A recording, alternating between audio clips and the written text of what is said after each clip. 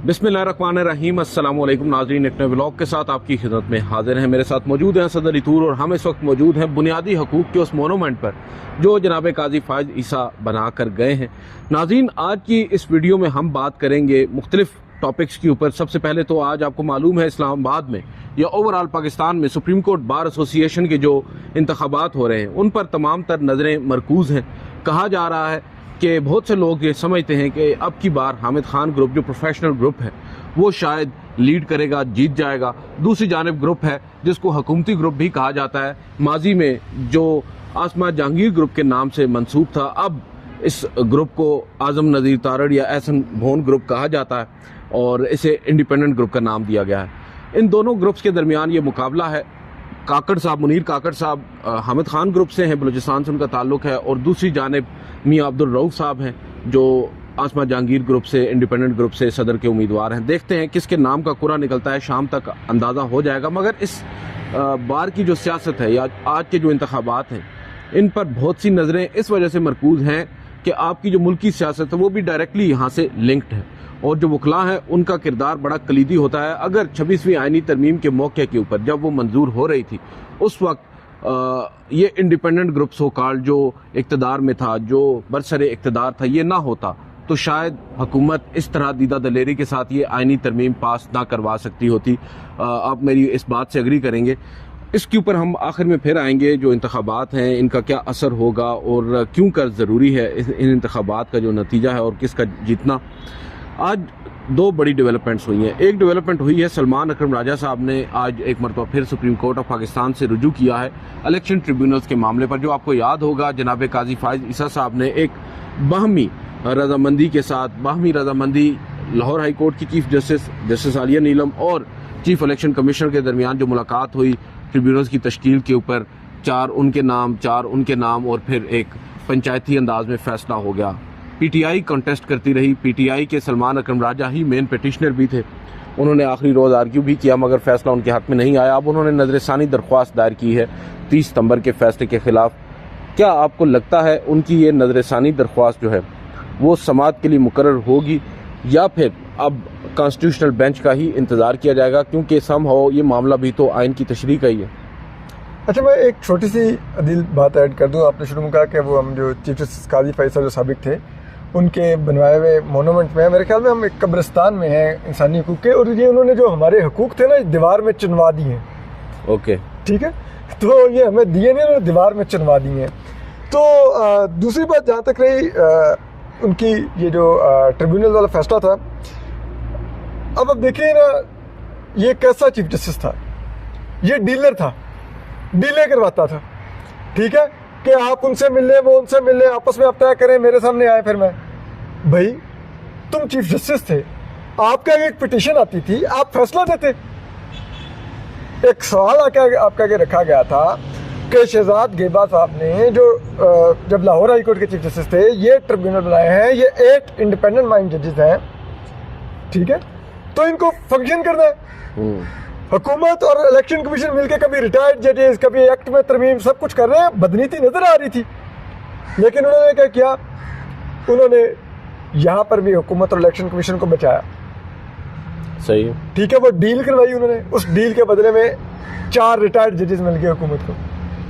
ठीक है, अब आपको लगता है वो 4 रिटायर्ड जजेस फॉर्म 45 और 47 की स्क्रूटनी करेंगे? लेकिन उसमें एक हुकूमत की जानिब से तरमीम भी की गई ना एक्ट में, जिसके बाद वो कैसे हुई ना तरमीम, वो बाद में हुई ना, पहले तो उनको नहीं। आपकी बात दुरुस्त है, आफ्टर थॉट ना, बिल्कुल आपकी बात दुरुस्त है। यहाँ पर मोस्ट जो ज्यादा रीजनेबल चीज थी वो यही हो सकती थी कि Supreme Court as a constitutional body, इनके पास एक मामला आया आइन की तशरीह का, तो ये उसकी तशरीह कर देते, बता देते कि इख्तियार है किसका। क्योंकि पहले तो ये इख्तियार चीफ जस्टिस का हुआ करता था, और आपको मालूम है जस्टिस जमाल मंदोखेर, जस्टिस मलिक शहजाद, नहीं जस्टिस अकील अब्बासी, उन्होंने यही बात दौरान समाअत भी कही थी कि अगर वो भी चीफ जस्टिस होते तो वही काम करते जो जस्टिस मलिक शहजाद साहब ने किया था।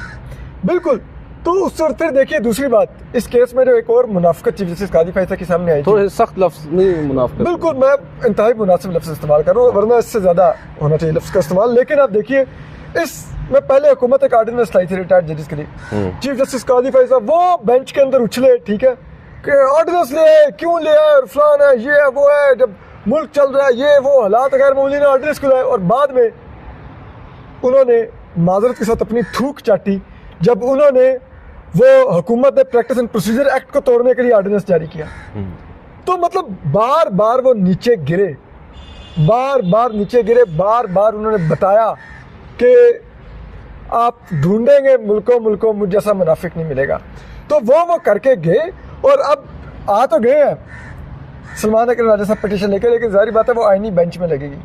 और अगर अब वो आईनी बेंच वो होगा जो सियासतदानों ने, जो उन पॉलिटिकल पार्टीज ने चुना हुआ होगा, जिनके स्टेक्स जुड़े हुए हैं, जिनका मैंडेट उन इलेक्शन ट्रिब्यूनल से जुड़ा हुआ है, और वो अभी से ऐलान करते फिर रहे हैं राना सरावला साहब के अमीनुद्दीन खान को बना दो। उनकी नज़र में 17 जजेस में सुप्रीम कोर्ट में एक ही हीरा, ठीक है। बाकी मंसूर शाह मुतराज़ा है, चीफ जस्टिस वो या अफरीदी गैर मुतराज़ा है, इसलिए ये दोनों नहीं जाने चाहिए। लेकिन जो हीरा जो कहता है कि अदालत का फैसला ही ना मानो, वो ट्रिब्यूनल का वो केस बैठ कर सुनेगा, फिर अगर उनकी ख्वाहिश हुई तो वो तो यही कोशिश करेंगे।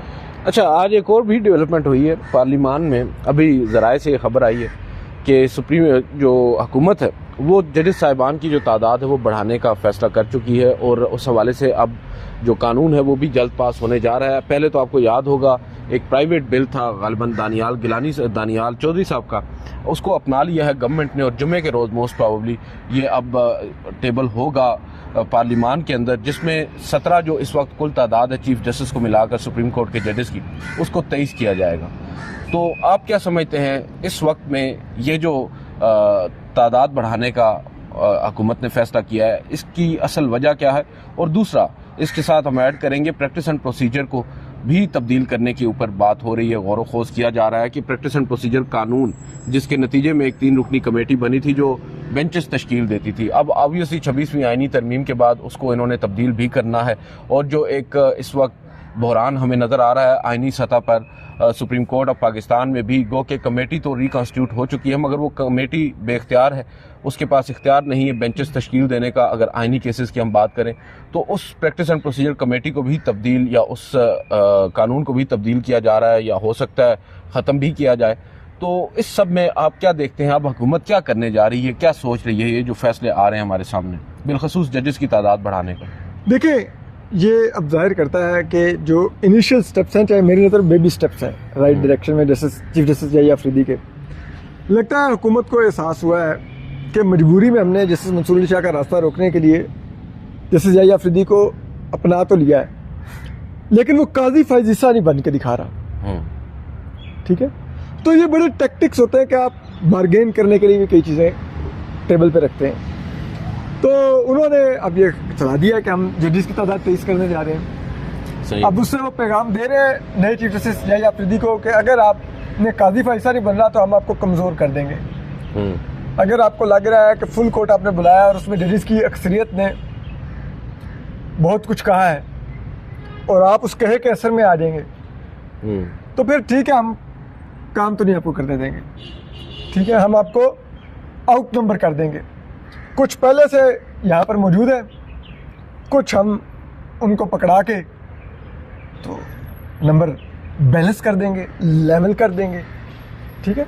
तो ये वो सारा तरीका है। और हुकूमत को सबसे बड़ी, आप देखें ना, आप एक नया चीफ जस्टिस लाए हैं, लाते सार आपको पहले ही हफ्ते में क्या ज़रूरत पड़ गई है कि आप जजेस की तादाद बढ़ा लें।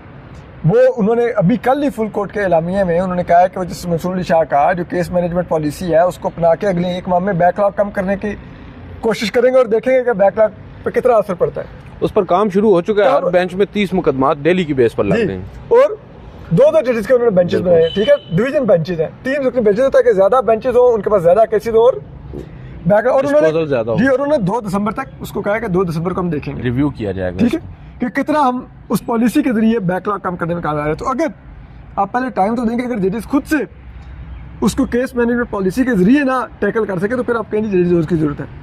और मातहत का 2 ढाक जजेस डाले थे ना, ठीक है, किस लिए डाले थे कि नहीं वो हमने बैकलॉग कम करना, ये तो जी के डे के डाले थे ना, बैकलॉग 3000 मजीद बढ़ गया, और उल्टा उनमें से एक मौसूफ वो मज़हर आलम मियां खेल साहब जाके बैठ गया उस बेंच के अंदर जिसमें हॉर्स ट्रेडिंग का लाइसेंस दिया है इस कोर्ट ने उस बेंच ने 5 रुकनी ने फ्लोर क्रॉसिंग का लाइसेंस दिया मेन बेंच कि आप रात के 12 बजे के बाद लोग अगवा करके आईनी तरमीम करके जस्टिस मंसूर अली शाह का रास्ता रोके। ये काला काम हुआ उस फैसले के अंदर। तो आपको अगर इसी तरह के वारदातें डालने के लिए आपको तादाद बढ़ानी है सुप्रीम कोर्ट में जजेस की, तो फिर ठीक है, लगे 23 छोड़ा, इनको तो 323 करने जाएंगे, ये तो कम पड़ जाएगा काम। ये तो तमाम हाई कोर्ट्स के अंदर भी ये कहते हैं जजेस भर दे। वो जस्टिस मकबूल बाकर टाइम यूज किया करते थे कोर्ट पैकिंग, तो वो करनी है तो करे फिर। तो अब वैसे ओवरऑल आपको क्या लगता है, देखिए तनकीद तो हम लोग करते ही हैं, अब नए चीफ जस्टिस हैं, चाहे जैसे भी हैं, चीफ जस्टिस पाकिस्तान है, उन्हें हम माने या ना माने, जिनको सुपरसीड करके वो आए हैं उन्होंने मान लिया है। जस्टिस मंसूर अली शाह ने उनको चीफ जस्टिस मान लिया है, जस्टिस मुनीब अख्तर ने मान लिया है और उनको यकीन दहानी करवाई है, उनको ताउन की यकीन दहानी करवाई है और उनको मजबूत करने की भी कोशिश वो कर रहे हैं अमली तौर पर। तो अब ये मामला तो ये बहस तो यहाँ पर ख़त्म हो गई है कि चीफ जस्टिस हैं जस्टिस याहिया अफरीदी साहब। अब आपको क्या लगता है, क्या जस्टिस याहिया अफरीदी, मेरे नज़र में सबसे बड़ा जो उनके लिए चैलेंज है वो यूनिटी ऑफ जजेस है, जो कि लैक कर रही थी गुज़िश्ता 2-3 अदवार से हम देख रहे थे, चाहे वो जस्टिस काजी फायज़ ईसा हो, इवन जस्टिस बंदयाल हो, यूनिटी हमें नज़र नहीं आ रही थी।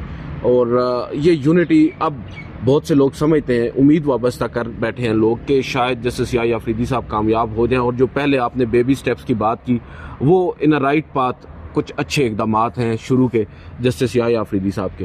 तो आपको लगता है कि सिर्फ जस्टिस याहिया अफरीदी ही इस कोशिश में अमली काम कर सकते हैं, बल्कि मैं तो ये समझता हूँ कि जो दीगर जजेस हैं उनका किरदार ज़्यादा अहम होगा। और उन दीगर जजेस में बिलखसूस वो जजेस जो जस्टिस काजी फायज़ ईसा साहब के बड़े करीब थे माजी करीब में, और वो जजेस जो अब जस्टिस याहिया अफरीदी साहब के दोस्त माने जाते हैं, जस्टिस मंसूर, जस्टिस अतर मिनल्ला।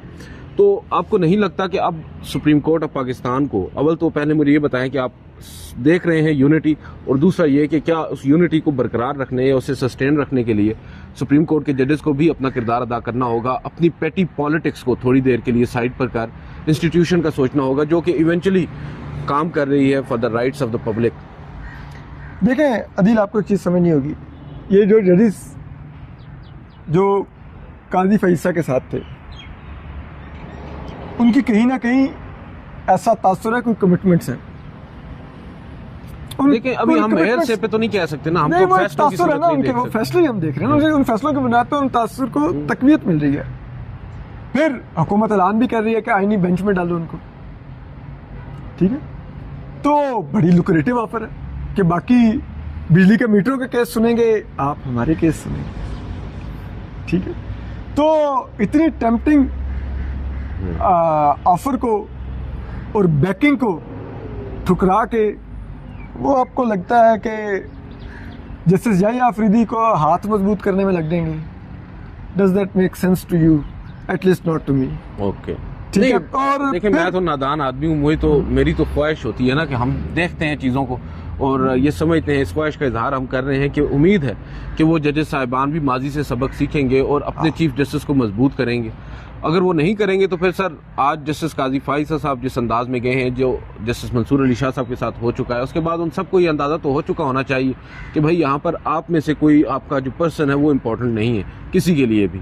हर एक के अपने मफादात हैं, आपको अपने इदारे को प्रोटेक्ट करना है। अगर आप एक इदारे के तौर पर उस वक्त काजी फायज़ ईसा साहब खड़े होते जब 6 जजेस ने ख़त लिखा था, तो शायद इस हुकूमत की इतनी हिम्मत ना होती, इतनी जुरत ना होती कि वो 26वीं आईनी तरमीम लेकर आती या सुप्रीम कोर्ट के जजेस को अपॉइंट करने का तरीकाकार अपने हाथ में रखती। अदिल सरफराज, अगर इन जजेस ने इस इदारे को बचाना है और मजबूत करना है तो उसका तो एक ही हल है, वही जजेस की यूनिटी बाद में आती है, वही 26वीं आईनी तरमीम है, वो जस्टिस मंसूर अली शाह हैं। अपने चीफ जस्टिस से पीठ में छुरा घुंपवा के अपने 4 अभी भी सुप्रीम कोर्ट के अंदर बैठे हुए जजेस से पीठ में जो उनके हुआ उनके साथ, उसके बेनिफिशरी हैं जस्टिस याहिया अफरीदी। जब तक चीज़ें वहाँ से रिवर्स होके असलियत पर नहीं आएंगी, जो असल हकदार है, जब तक मसनद पे वो नहीं बैठेगा, ये बाकी सब ऑप्टिक्स हैं कि जजेस में यूनिटी है, ये है। अदलिया की साख ही खत्म हो गई 26वीं आईनी तरमीम के बाद। दिल सरफराज, क्या आईनी बेंच सियासतदान चुनेंगे, ठीक है, चीफ जस्टिस वो चुनेंगे, अपनी मर्जी का लगाएंगे, जिसको उनको पसंद नहीं होगा उसको एक 12 जुलाई के फैसले की बुनियाद पर भी मेरिट और सीनियरिटी दोनों के बावजूद उसको निकाल बाहर करेंगे सीनियरिटी लिस्ट से, उसको चीफ जस्टिस नहीं बनने देंगे। तो फिर कौन सी अदलिया यार? उसमें जजेस की यूनिटी से क्या आप लोगों ने क्या आज जजेस मिल गया रिश्ता मांगने जाना है? भाई आपने अवाम को इंसाफ देना, आपके ऊपर अवाम की एतमाद ही खत्म हो गया कि आप तो अब एक जिसे कहते हैं जिस तरह पार्लियामेंट पिछले कुछ सालों में अब एस्टेब्लिशमेंट की प्रॉक्सी से ज्यादा उसकी हैसियत नहीं है। और इसके बाद अगर एस्टेब्लिशमेंट की प्रॉक्सियां फॉर्म 47 की लास्टिक की शलवारें पहन के चीफ जस्टिस लगाएंगी, बेंचेस बनाएंगी, तो फिर उस बेंचेस और उस अदालत की क्या साख होगी? क्या आप बात कर रहे हैं कहीं यूनिटी हो जाएगी?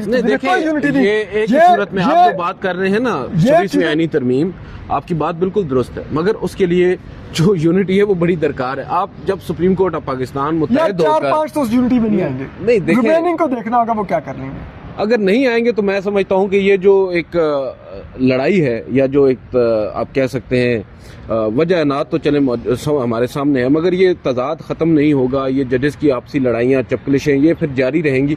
इसी वजह से हम ये समझते हैं कि हम इदारे की बात कर रहे हैं ना सर, हम इसी इदारे में रिपोर्ट करते हैं गुज़िश्ता कई सालों से और आगे भी हम करना चाहते हैं। तो इदारा ख़ुद को मजबूत करेगा तभी हुकूमत के साथ या एस्टेब्लिशमेंट के साथ अपनी वो जंग है वो लड़ सकेगा, अपने हकूक उनसे वापस ले सकेगा 26वीं आईनी तरमीम में उन्होंने इनसे छीन लिए।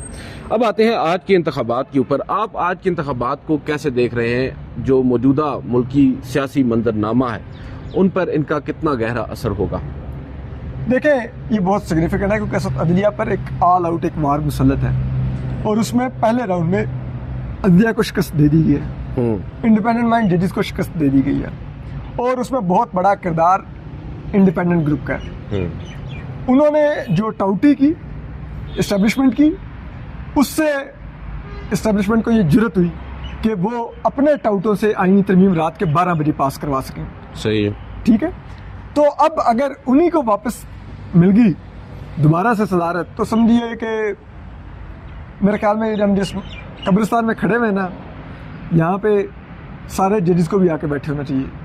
ठीक है, अपनी अपनी लेगेसियों की कब्रें उनको खुद अपने हाथ से, वो होता है ना, हम लोग हमारे बड़े होते हैं, मेरी वालदा वो शीज़ 80 अल्लाह में उनको लंबी जिंदगी दे, वो ये कहती थी मैं अपनी माँ की कब्र दे नाल ना जगह रखवाई हुई है, असद मैंने उत्थे दबना। इनको यहाँ पे आकर अपनी लेगेसियों की कब्रें चुन के जाना चाहिए कि उधर मेरी लेगेसी की कब्र बनाना, उधर मेरी लेगेसी की बनाना, उधर मेरी लेगेसी की बनाना। ठीक है, वो इनको फिर आके भी बना जानी चाहिए। अभी से काजी फैसल साहब अपनी लेगेसी की वो कब्र बनवा गए हैं ना, ठीक है, अपने तमाम जो उन्होंने जो कुछ किया उसकी कब्रें बनवा के गए हैं, काफ़ी सारी उन्होंने कब्रें छोड़ी हैं यहाँ पे। तो इन जजेस को भी आके बहुत जगह अभी इस अहाते में बाकी है, एक एक अपनी लेगेसी की कब्र इधर लगवा दें।